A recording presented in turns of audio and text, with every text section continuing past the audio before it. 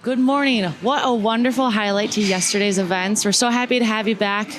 It is Sunday, July 7th. My name is Alexis Hartman, and I'm here with the wonderful and brilliant Dr. Karin Hehenberger.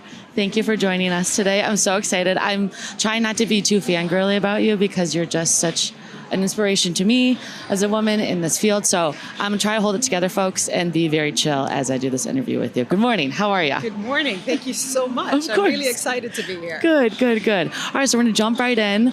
I did some extensive research on you to really try to encapsulate everything you've done in your very short life because you have accomplished so much. So pardon me while I go through all of this, but you are a physician, an investor, a business executive many times over, a diabetes expert, a former international tennis player, which I'd love to talk about at some point, a former fellow at Harvard Medical School. You have both your PhD and your MD in molecular medicine.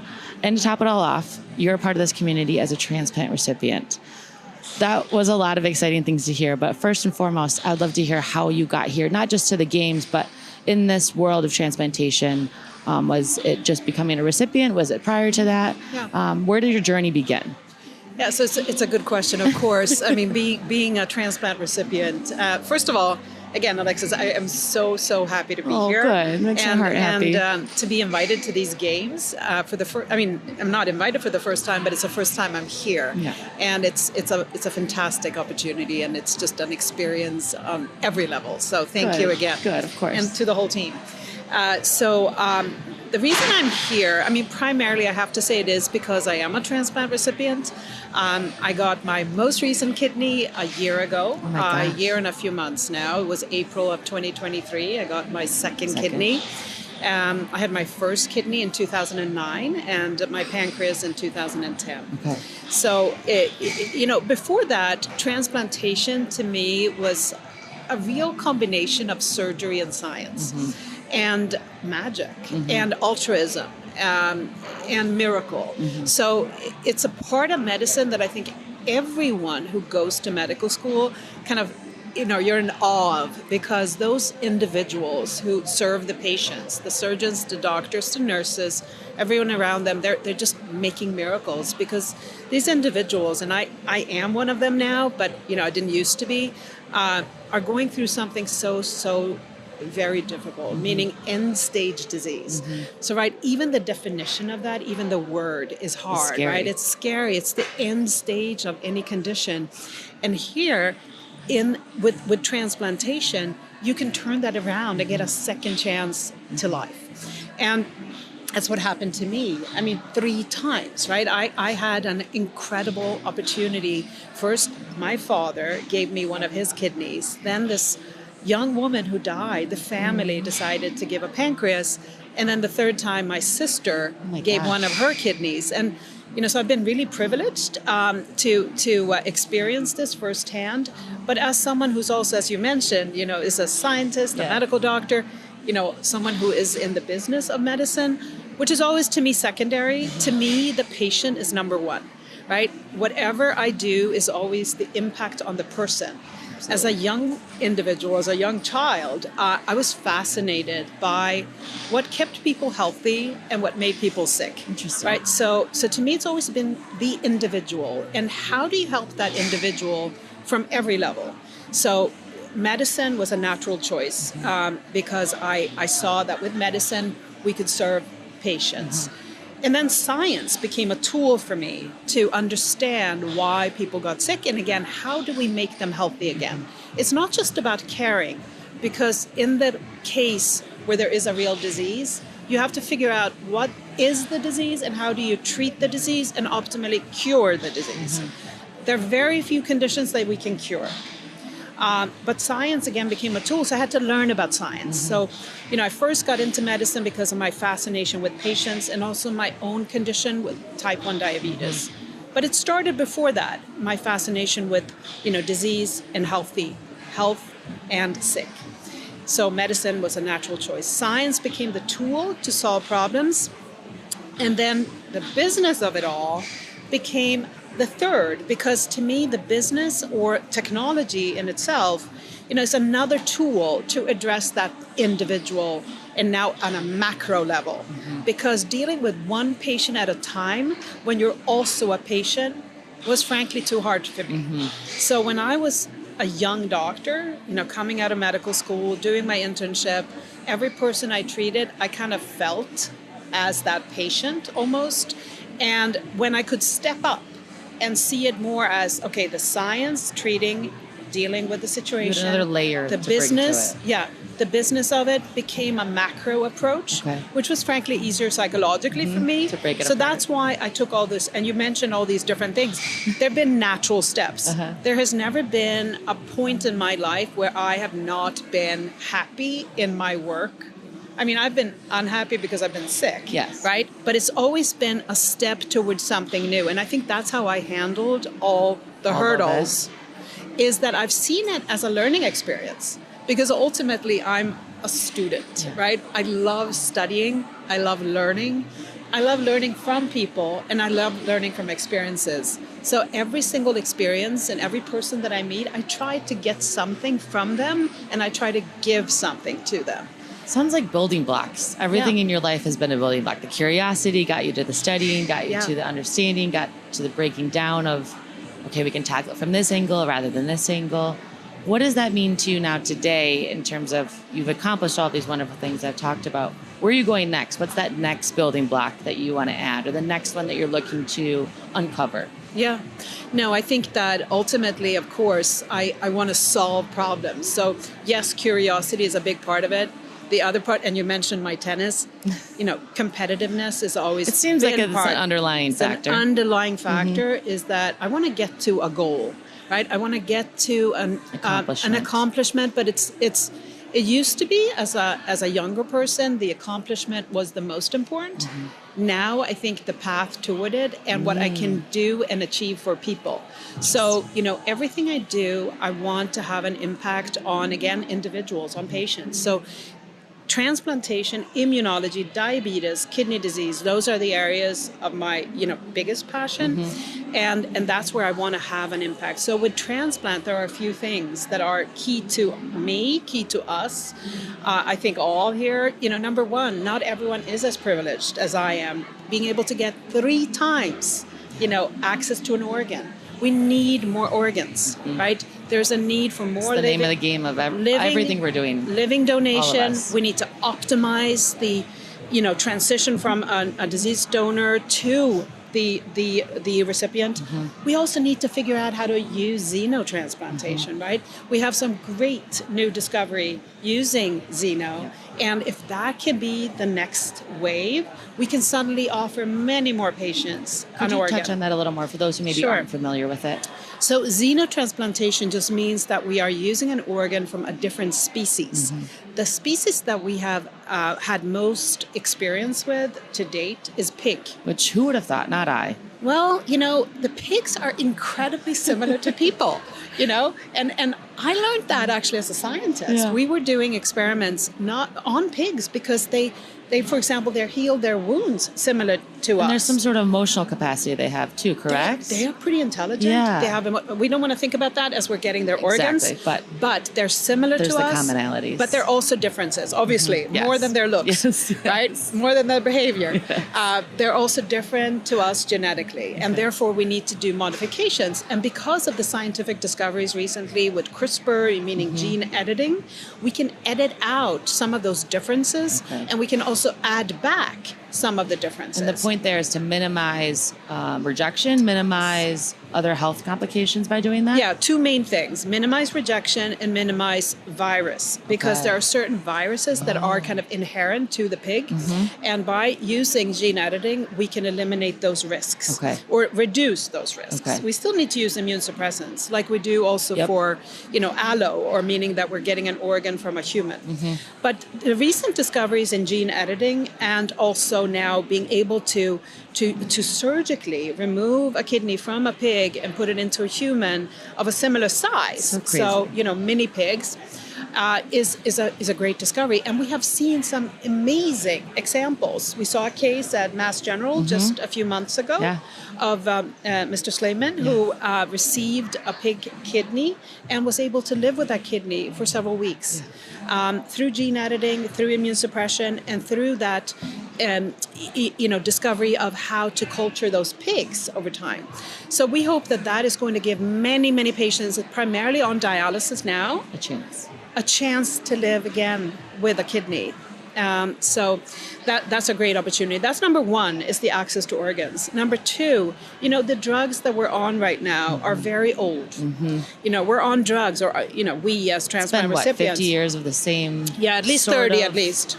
Sort of. Sorry, I'm adjusting this. Don't adjust as much as you like. But the drugs are very much the same as they've been for many, many years. And although they keep us alive, they keep the kidney alive. There's room for growth. There is enormous room for growth, because although they keep the kidney alive for the first year, huge success. And we are so grateful to everyone who's worked on those drugs.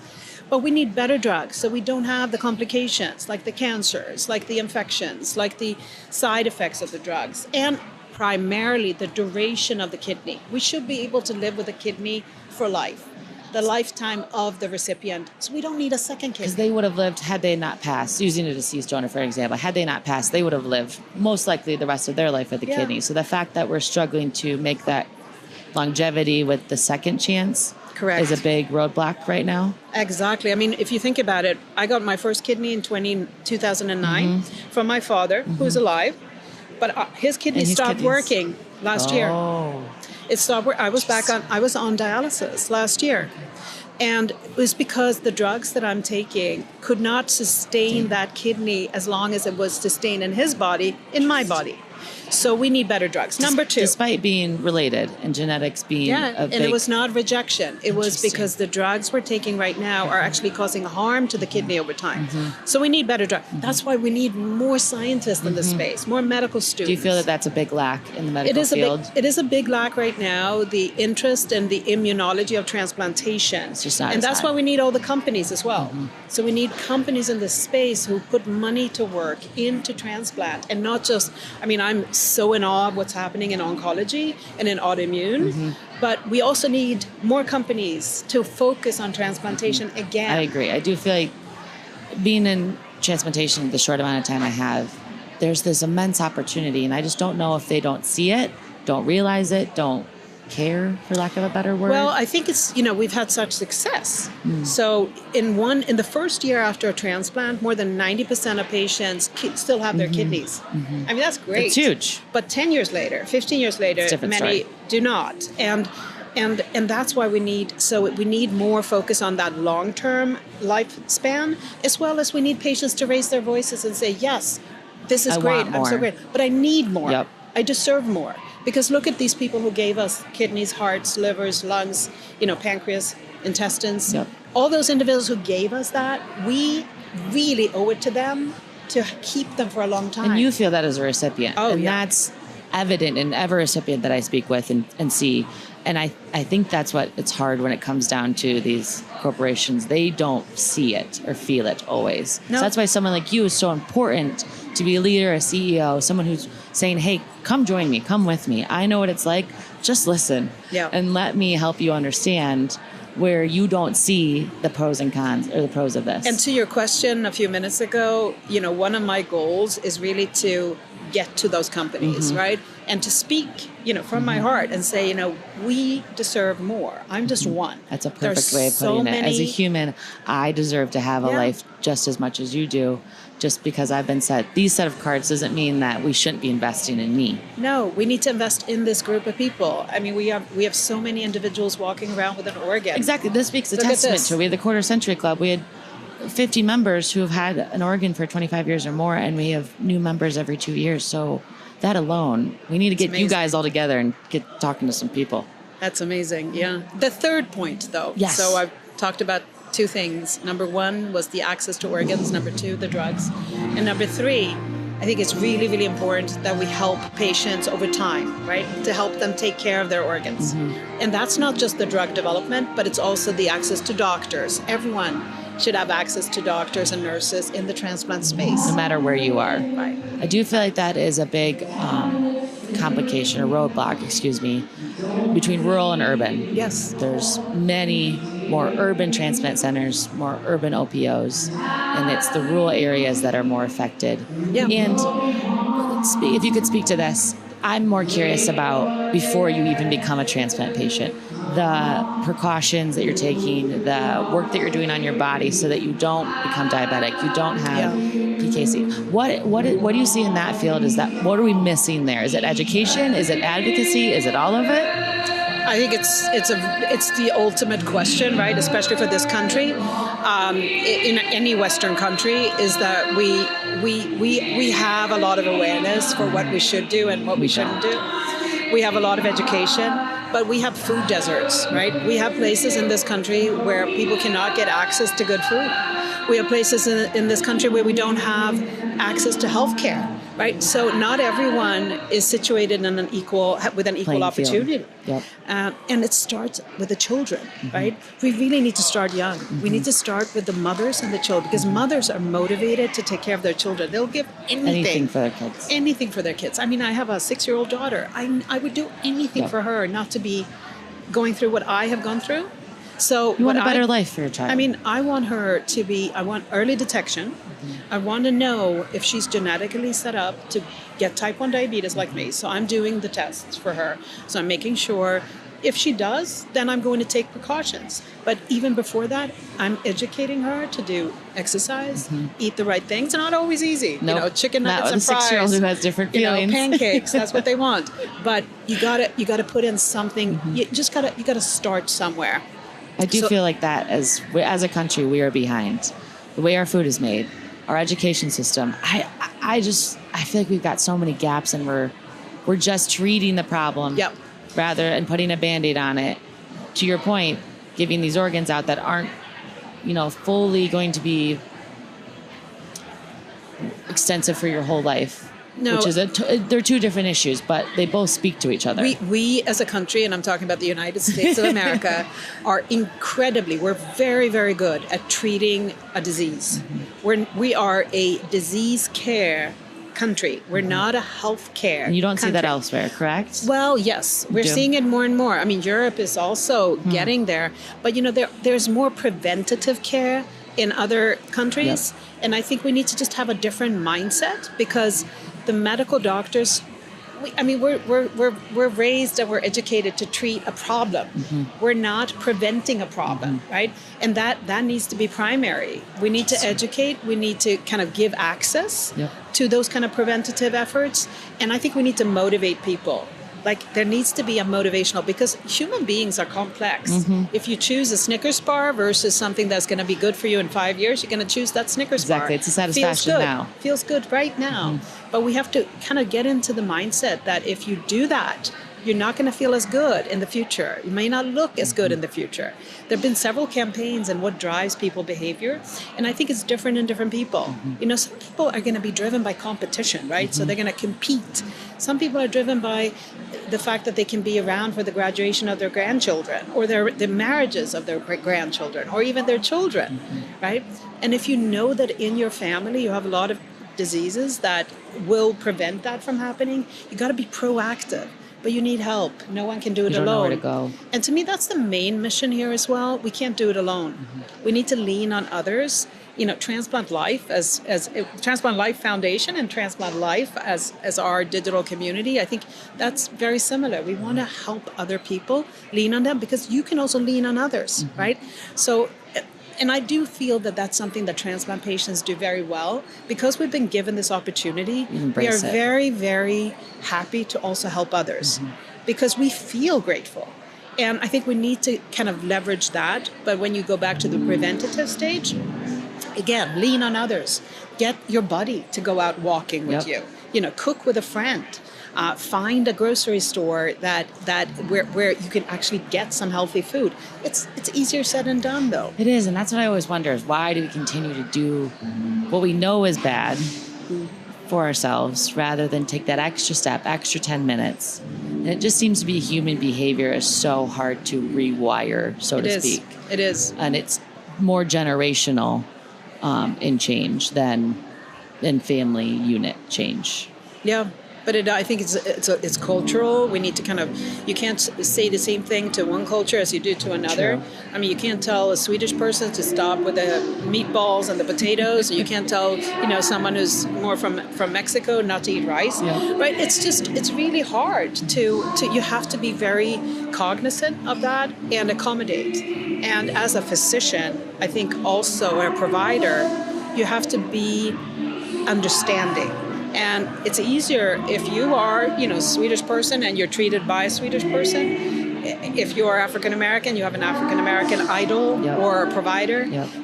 There is a connection, female to female, male to male. I'm not saying that it all has to be like that. No, but you make a good point that there's certain people you gravitate towards more than others. Yes. And there's trust, especially in the United States. There's been trust broken across many communities. Government on down. And there's reasons why certain communities do not trust certain messages, and understandably so. Do you feel, and I want to talk about your organization a little more, but as a CEO who is in the digital space and trying so hard, so desperately to get the information to the right people, do you feel that we're in an information overload with social media, with WebMD, which is a great source, but all these conflicting or sometimes overwhelming sources, even our news, our radio, our newspaper, all the outlets, it seems like there's almost so much that people just shut down and go with what they know rather than explore what could be better. I agree with that. I agree with that totally. And, there's a new kind of wave now among parents not to expose their children to social media, not to expose them to digital. And I think it's really, really healthy. I think that we are overloaded with information and it's very hard to find the right information. And then we're also seeking, immediate gratification. Absolutely. And we're seeing in social media, we're seeing in digital these perfect examples of individuals who never are as perfect as they seem. Everyone has a problem. And I think when we start becoming more vulnerable and sharing those problems, it's going to be easier for those who actually have really serious problems to come out. And just it's scary otherwise. I spent over 20 years not sharing that I had diabetes because I was so afraid of sharing my vulnerability. Yeah. And when I started to share it, I was overwhelmed with the response of those who wanted Connected to help. With you. Yeah, and connect and help. And I could help.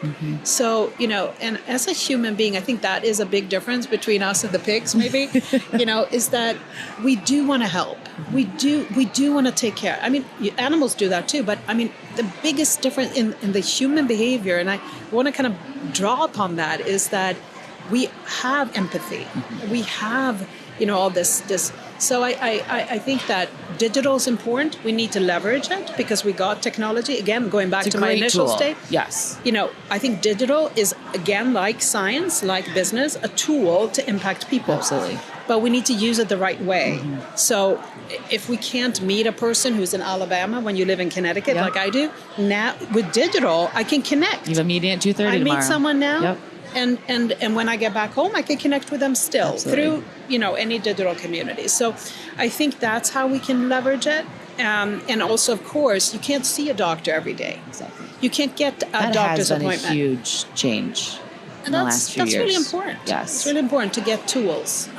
So that's how I see it as positive. I think there are many disadvantages and scary that's things. That's a nice way of putting it. But education can also be scaled through digital.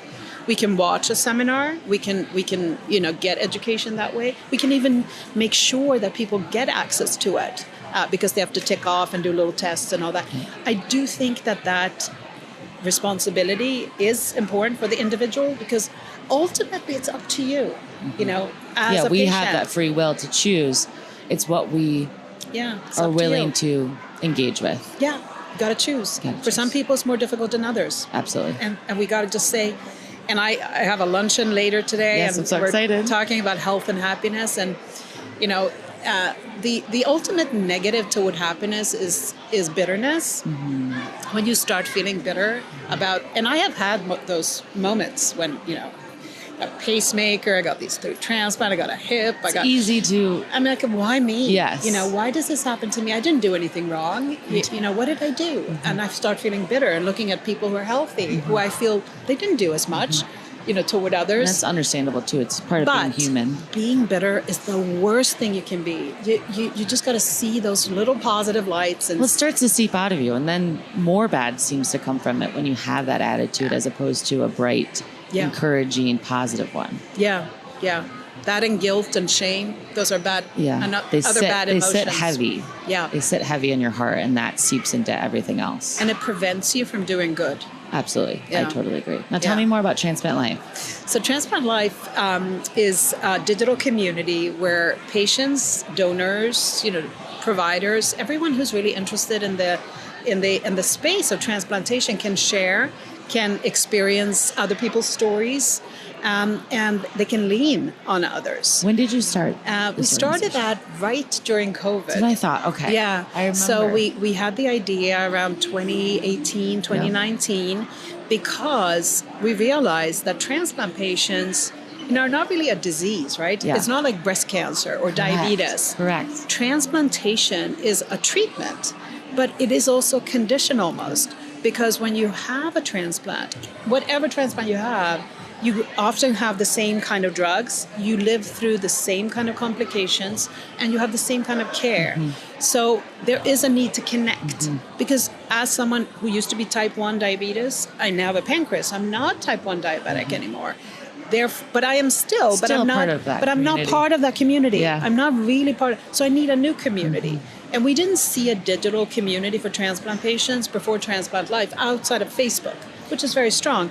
But Transplant Life is truly for transplant patients, only focused on healthcare, and we also provide, you know, moderation so that no one can be mean to another person. You know, there's no providing of care. We also provide seminars, education, access to clinical trials. And excitingly, in the next few months, in the next 6 months, we're going to be launching a new tool for transplant patients. We have a working name 365 because it's supposed to be available every single day. I love that. Where patients can also measure and their biometrics, meaning their temperature, their blood pressure, that's huge. and speak to their doctors more freely. And that is a care management tool. Awesome. So that's what we're launching end of this year. So cool. So it's adding Congratulations. to That's going to be Transplant Life. huge. Yeah. I think that's it too, is these transplant centers have so much going on, and rightfully so. They're handling the important piece of getting you from point A to point B. The OPOs also have a role that's very important, but it seems that we have just assumed in the community that they'll be able to provide all this education, all this support, pre, post, during, all of the pieces. They have so much going on. Yeah, they need to focus. There's been this need coming up in the community for other sources to actually provide that gateway to others, to the right information pieces, really like a home base for transplant patients. Because once you leave the center, they're doing a great job checking on all the important things. But to your point, you can't walk in the room and expect there's going to be another transplant recipient in there. Breast cancer survivors, they're everywhere. So they can walk in and have a community almost immediately. Yeah. Transplant's smaller still, and it's almost, I feel like it's in its teenage infancy and growing, where there's not always someone to lean on in any given room. But this is the opportunity to provide that, no matter if you're in Alabama or Connecticut or Michigan. Or Europe. Or Europe. I mean, it's global. So yeah, absolutely. I think we're trying to help transplant centers, right? We're not in any way competing. We're a tool, and we want to take over where they leave. Because if you do 300 transplants a year, you have within 3 years 1,000 patients. So you cannot attend to every single one of them all the time. And therefore, with Transplant Life and then our next one, 365, we will be able to help patients to take care of themselves. It's empowering them to feel better. And that's the hard part. I think also outsiders don't understand how much a patient's taking in during that pre-transplant onboarding, so to speak. There's so much information being told to you. And then post, there's so much, your body's just getting to understand there's a new organ in there. And you're trying to process all the things you need to be doing. And then you also have a life. And then you have a family, you have a job. Yes. So there's so much else going on for every single patient that transplantation can't be the only thing they focus on or we focus on, but we need tools to help Needs and to be to more lean integrated on. part of your life. Yeah, yeah. And that's exactly what we're trying to do. We're just trying to gonna be so empower awesome. patients, give them the help they need and deserve, and also what the donors need and deserve, because the donor would, of course, want the recipient to live better with their organs. They want that you know. gift to be stewarded well. Yes, yes. Absolutely. Yeah, so we're Oh all my gosh, aligned. there's so much excitement happening. I love Yeah. it. All right, well, in closing, I have a very philosophical, dramatic question to ask you. But in all that you've accomplished and all that you've given the world of transplantation and the world of medicine, how do you want to be remembered? How do you, many years from now, when it's, you've lived a long, beautiful life, what do you want people to remember you as and the mark that you left on this community? It makes me. I don't mean to make you emotional. No. I it's a very clear answer for me. I want to be remembered as a great, great mother to leave. Oh, I love that. That's perfect. 'Cause that shows your humility, your care, your passion for life in general. Just being a mom, it seeps into all of that. Yeah. Well, thank you so much. I'm so excited for your luncheon. I'm so grateful for this time we got together. Thank you for educating me, educating our community, bringing a light to this world that needs so many people to uplift it. Thank you for being one of the pillars for the transplant community. I appreciate you, and I hope you have a great games. Thank you so much. Thank you. Thank you. All right, everyone, that is live from TGA. We'll see you all tomorrow. Thank you so much.